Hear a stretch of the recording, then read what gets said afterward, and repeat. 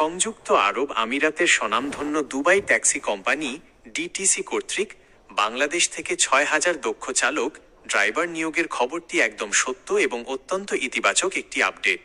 প্রবাসী কল্যাণ ও বৈদেশিক কর্মসংস্থান মন্ত্রণালয়ে মন্ত্রী ও প্রতিমন্ত্রীর সঙ্গে দুবাই ট্যাক্সি কোম্পানির উচ্চ পর্যায়ের প্রতিনিধি দলের একটি দ্বিপাক্ষিক বৈঠক শেষে এই তথ্য আনুষ্ঠানিকভাবে জানানো হয়েছে।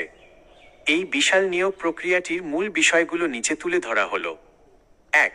ইন্টারভিউ ও বাছাই প্রক্রিয়া শুরু। কবে থেকে শুরু?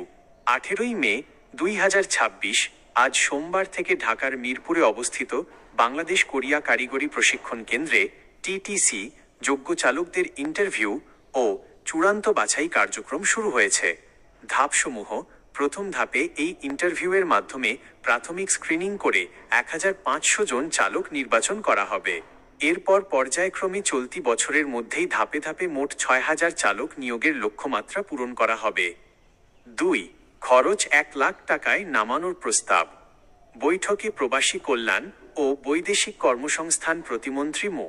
নুরুল হক নূর অভিবাসন ব্যয় নিয়ে গভীর উদ্বেগ প্রকাশ করেন। সাধারণ চালকরা যেহেতু অনেক কষ্ট করে বা চড়া সুদে ঋণ নিয়ে বিদেশে যান, তাই তিনি এই নিয়োগ প্রক্রিয়ায় দালাল চক্রের দৌরাত্ম্য রুখতে এবং অভিবাসন খরচ কমিয়ে সর্বোচ্চ ১,০০,০০০ টাকার মধ্যে সীমাবদ্ধ রাখার জন্য দুবাই ট্যাক্সি কোম্পানি এবং সংশ্লিষ্ট রিক্রুটিং এজেন্সিকে বিশেষভাবে আহ্বান জানিয়েছেন। ৩. সুযোগ সুবিধা ও অন্যান্য পদের চাহিদা। প্রশিক্ষণকালীন ভাতা। দুবাই যাওয়ার পর ড্রাইভিং লাইসেন্স পাওয়ার পূর্ব পর্যন্ত যে ট্রেনিং পিরিয়ড থাকে, সেই সময়ও যেন কর্মীরা নির্দিষ্ট বেতন ও ভাতা পান, সে বিষয়ে প্রবাসী কল্যাণ মন্ত্রী আরিফুল হক চৌধুরী কোম্পানিটিকে অনুরোধ জানিয়েছেন। অন্যান্য পেশার সুযোগ: ড্রাইভারদের পাশাপাশি বাংলাদেশ থেকে ভবিষ্যতে ক্লিনার, টেকনিশিয়ান এবং মেকানিক পদের জন্যও কর্মী নেওয়ার বিষয়ে আগ্রহ দেখিয়েছে দুবাই ট্যাক্সি কোম্পানির প্রতিনিধি দল ও এর অনুমোদিত রিক্রুটিং এজেন্সি আল আনাস ওভারসিজ। একটি বিশেষ তথ্য: বর্তমানে দুবাই ট্যাক্সি কোম্পানিতে ২৭টি দেশের প্রায় ১৫,০০০ চালক নিয়োজিত আছেন, যার মধ্যে প্রায় ৮,০০০ চালকই বাংলাদেশি।